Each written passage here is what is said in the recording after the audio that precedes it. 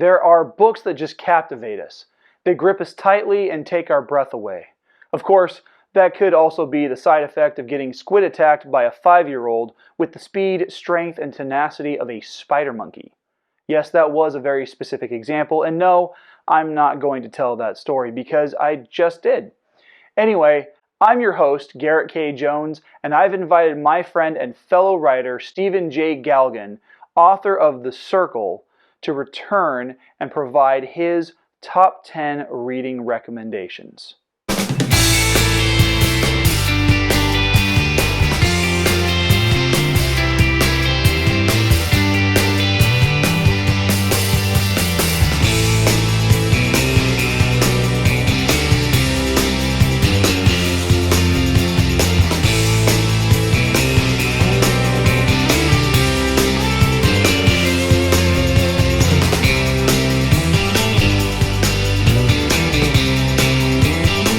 Happy New Year and welcome back to my channel for those of you who are returning viewers, and if you're new, glad to have you.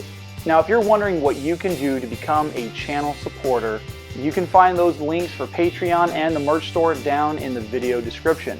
I'll be talking more about both of those options towards the end of the video. By far the fastest and easiest way to support what we do here is by becoming a subscriber. So, click the subscribe button and smash that like button. Yes, it's 2022. Sure, saying the year gave me flashbacks to the year from hell, but I'm eagerly anticipating something awesome this year. I've got great new content, a fantastic milestone episode coming up in a few weeks, plus I'm launching an all-new podcast this month that coincides with my work on the Film Maniacs movie review column that I write. A little update for those of you who haven't yet followed me on social media. I finished edits on book 5 the day after Christmas. Happy Festivus to me. And it's in the hands of some awesome beta readers. Now, if you are interested in being a beta reader, you can contact me through my Twitter and through my Instagram accounts, or you can email me directly. Those links are featured down in the video description. Before going any further with the video, be sure to subscribe and click the bell icon for notifications on new videos. You can select notifications for all videos, or you can select notifications based on your preferences. If you're watching on your phone, be sure to update those settings inside the app itself to get the most out of your viewing experience.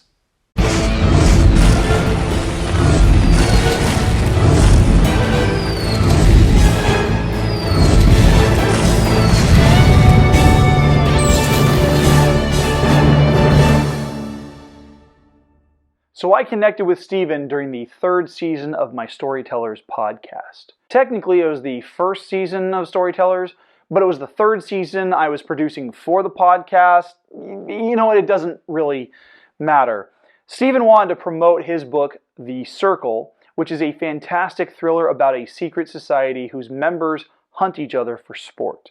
He has since published the follow-up book, Legends of the Circle, which works as a prequel to the first while still being wholly unique and set apart. Now, you don't have to read the original to understand Legends, but having gotten to help with being a beta reader for the book, I can honestly tell you that you're going to love it, and it works as a great companion to the first one. So, here we go with Stephen's top 10 book recommendations. Hi everyone, my name is Stephen J. Galgon, and I am the self-published author of The Circle and of Legends of the Circle, and both of those books are available now on Amazon. I hope you will take a moment to check those out.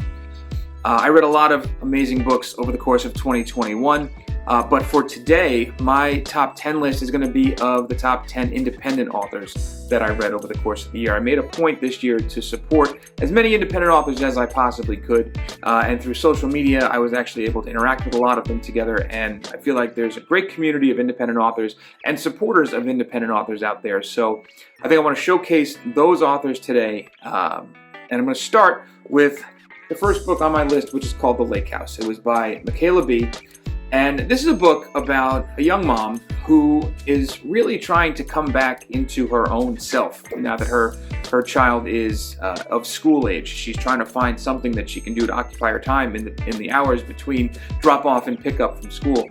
And she meets up with a couple of people that invite her on this lake house vacation.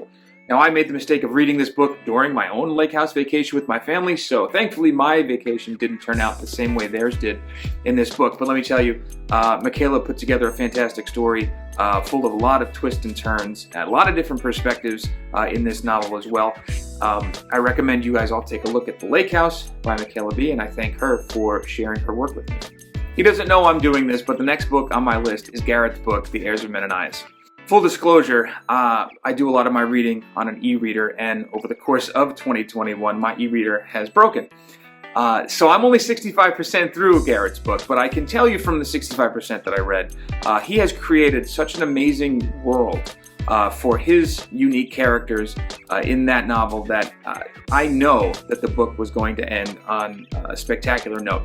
The fact that there are 4 subsequent novels after that only confirms that fact, that his story was going somewhere fantastic. And I know it's a bit of a cop-out because I didn't finish the book, but I know from what I have read to this point that Heirs of Menonias is going to be one of my top reads when I finally finish it in 2022. So I will tip the cap to Garrett and his first debut novel, The Heirs of Menonias, and I thank him for sharing his work with me also. The next book I want to talk about I characterize as 1 part Atomic Blonde and 1 part The Bourne Identity. And that is the Sophie Lee trilogy, or the first book of the Sophie Lee trilogy, The Key by Stormy Lewis.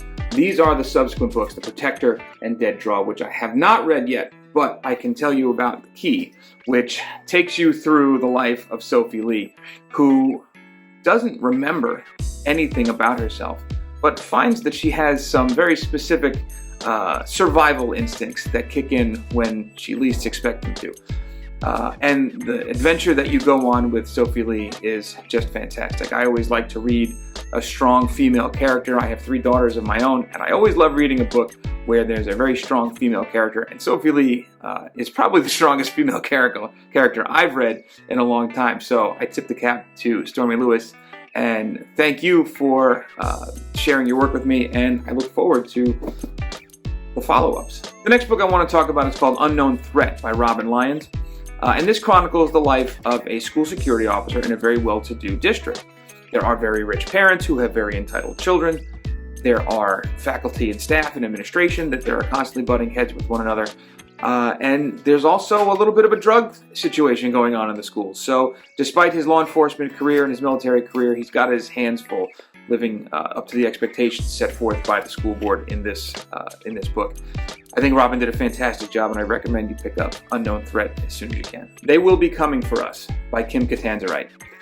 A fantastic psychological thriller with a just right amount of science fiction. Now, I usually don't read science fiction, but the way this book was put together, you really didn't notice that it was a science fiction element to it.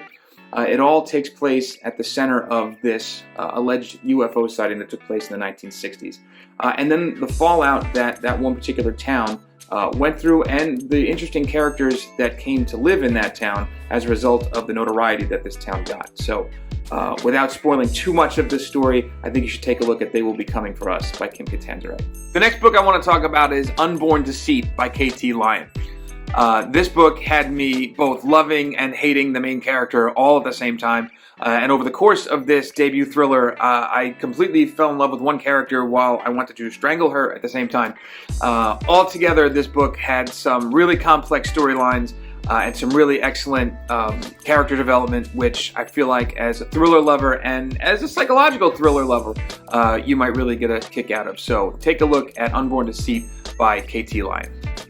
The next book I want to talk about is not the traditional genre that I like to read. It's actually a bit of a memoir and a bit of a fiction, and it's all kind of put together. And that is, can I have the book, sweetie? That is The Secret Life of a Hollywood Sex and Love Addict by independent author and actress Brianne Davis. This book really opened my eyes to the pain that exists behind what sounds like a disease that only men seem to get. And in times of crises, but that is so much more than that. And this book really had such quite a bit of interesting anecdotes. There's a lot of Hollywood insider gossip, even though none of the official names are being used. If you did a little research, you probably could figure out who she's talking about. But it was a very raw story, a very brave story for her to tell, and I'm just very grateful that she and I decided to connect and were able to swap books, and I'm thankful to her for allowing me to read this. You should all take a look at it. Secret Life of a Hollywood Sex and Love Addict by Brienne Davis. The next book I want to talk about, thank you very much for handing that off, it's called Access Point by E.J. Yerzek, and this is kind of a worst nightmare scenario for all of us. This is kind of like we've all got this idea that there's Big Brother watching us and that technology is eventually going to become our overlords and all those things. But what EJ does is he kind of takes it and makes that as realistic as possible. So while it's terrifying, it's also very real. And thankfully it's fiction, because some of the elements that are going on in here really make me think, could these things be going on in society today? He's great. He's got some great compelling characters, and some of the things that take place in here you really hope aren't true, but I secretly suspect that they are really going on in the world today. At any rate, Access Point by E.J. Yerzek, you should check it out. Next is The Pearl and the Darkness by Santana Saunders. And this book, again, another book that was outside my genre preference, but with a little bit of religious undertone and some apocalyptic themes to it. A really strong story. I was fascinated by the relationship between Leo and Hollis and the way they banded together to kind of achieve the goal, which I'm not going to reveal by the end of the story. I do know that there's a sequel to this book coming out called The Gritty One, and I'm looking forward to reading that. And I thank Santana for sending that over to me, and I cannot wait to dig into it. But The Pearl and the Darkness by Santana Saunders, you should absolutely check that book out as well.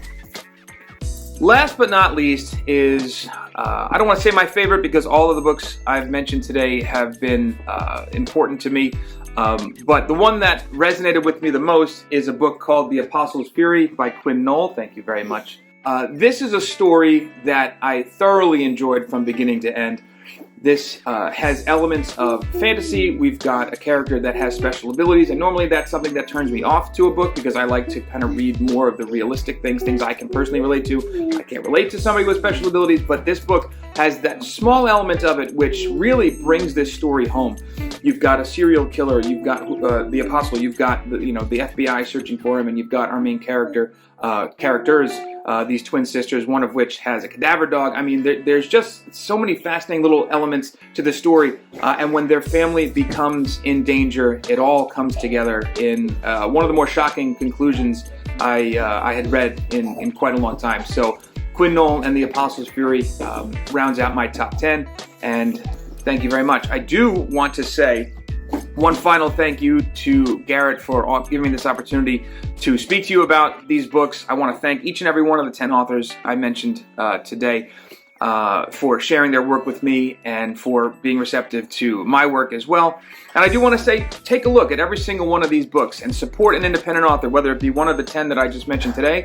You can support me as well, please do, or any independent author you find. As I said in the beginning, we are not backed by publishing houses. We do not have a marketing team, so any and all information you hear about our books come from our own hard work and our time and our sacrifice away from our families and our full-time jobs, etc. So support indie authors and enjoy every book you read over the course of 2022. Thanks again, everybody.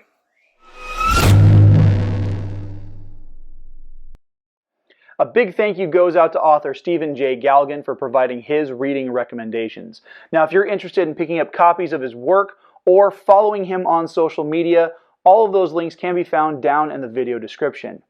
And one personal note, don't avoid buying any new books this year just because you have a TBR pile that dwarfs LeBron James's ego. Show us indie authors some love and go out there and buy our books because they're going to be worth it. Trust me. Hey, thanks for watching. Please hit like and subscribe. Now, if you'd like to support this channel, you can do so on Patreon through one of 3 affordable support plans. Patrons get access to blooper reels, behind-the-scenes videos, and much more. You can also buy sweet merch from my store on Teespring, which you can then turn around and rep on Instagram and Twitter by tagging me at GKJ_publishing and using the hashtag 5kingdomsmerch. Or you can sign up for the free poster giveaway. All the links are down in the video description. and I will announce a winner for the giveaway when I hit 200 YouTube subscribers. I'll see you guys back here next week for the January edition of Author Awareness, featuring an interview with children's author Claire Nolan. The vlog of the Five Kingdoms is filmed without the use of a live audience at Skyrocket Studios in Hanford, California. We can't do what we do without your help, so please make sure to subscribe by clicking the button that's above my head, and make sure to watch and share the videos over here to my left. Have a great week.